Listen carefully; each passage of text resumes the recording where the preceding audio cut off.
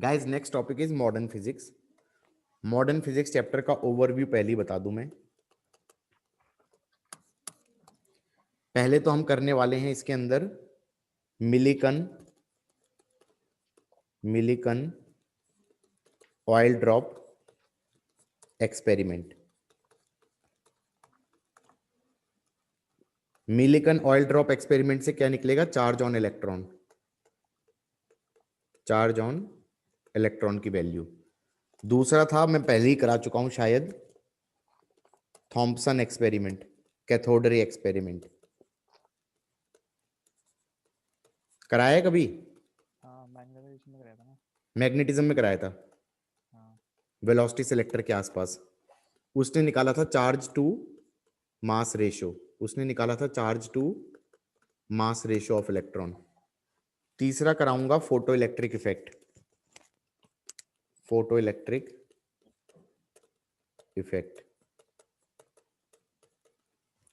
चौथा कराऊंगा de Broglie wavelength.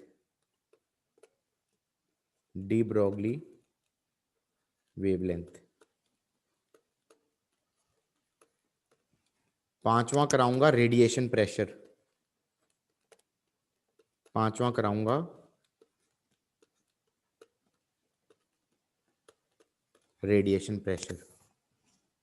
ये है मेरा टेक्निकली एक लेक्चर, जो कि अराउंड 4 से 5 घंटे लगेंगे इसे कराने में। ठीक है। दूसरे पार्ट में कराऊंगा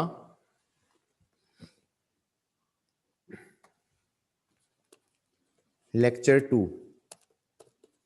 इसमें कराना है पहले तो एटॉमिक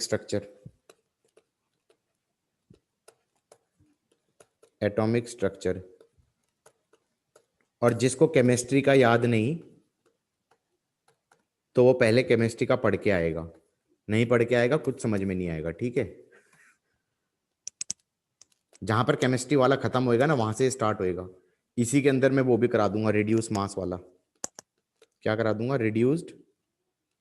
रिड्यूस मास वाला भी करा दूंगा, कि एक्चुअली में न्यूट्रॉन और इलेक्ट्रॉन अपने सेंटर ऑफ मास के अबाउट चक्कर काटते हैं, ना कि क्या बोलते हैं, इलेक्ट्रॉन न्यूट्रॉन के मतलब बेसिकली न्यूक्लियस और इलेक्ट्रॉन दोनों अपने सेंटर ऑफ मास के अराउंड चक्कर काटेंगे, ना कि हमारा न्यूक्लियस के अराउंड इलेक्ट्रॉन चक्कर काटेगा। तो रिड्यूस मास वाला फंडा भी यहीं पे आ जाएगा। एटॉमिक स्ट्रक्चर के बाद मैं कराऊंगा अगला एक्सरेज। एक्सरेज में दो तरह की हो गई, कैरेक्टरिस्टिक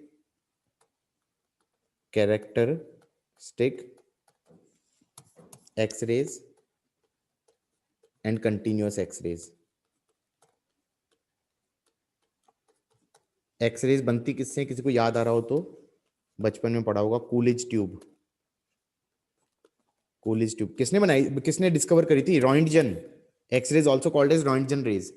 तो इसमें एटॉमिक स्ट्रक्चर हो गया, एक्सरेज हो गया। ये सेकंड लेक्चर हो गया, अगेन 3-4 घंटे। उसके बाद है लेक्चर 3।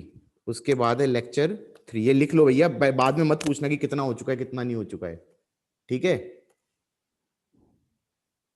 लेक्चर 3 एंड में है ना ये हमारे कोर्स का? ऑलमोस्ट। इसमें स्टार्ट होएगा न्यूक्लियाई से। न्यूक्लियाई के अंदर हमारा बात आ जाएगा mass defect,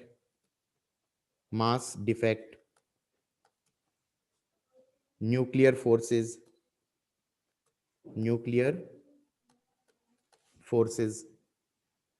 stability of nuclei,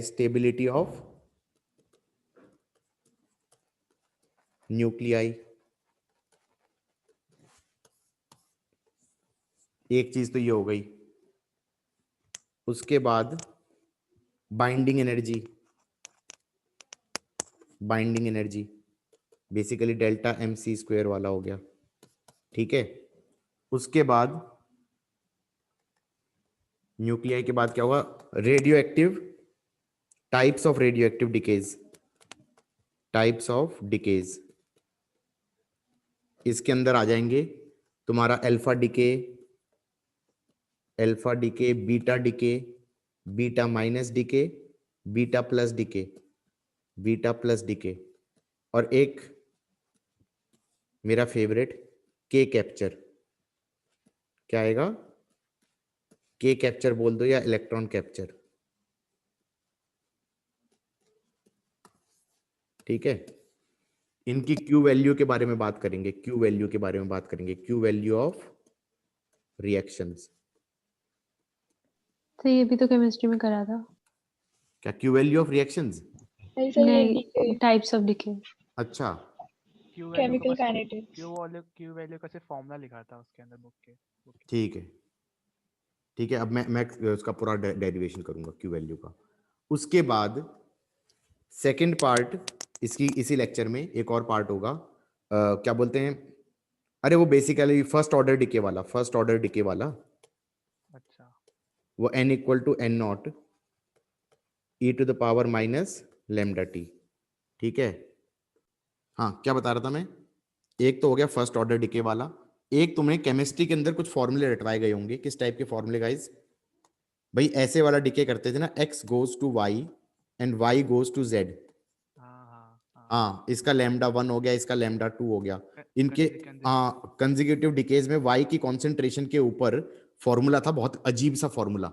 वो फॉर्मूला हम डिराइव करेंगे, मुझे याद भी नहीं है, वो डिराइव कर लेंगे, नॉट अ बिग डील।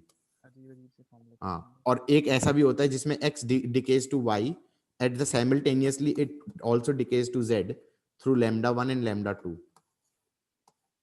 ठीक है, और फिर मैं कहूंगा chapter is over.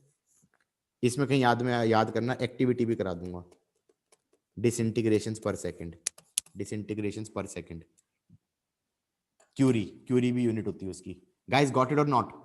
This is all about modern physics. अब तुम सोच लो कितना टाइम लगेगा।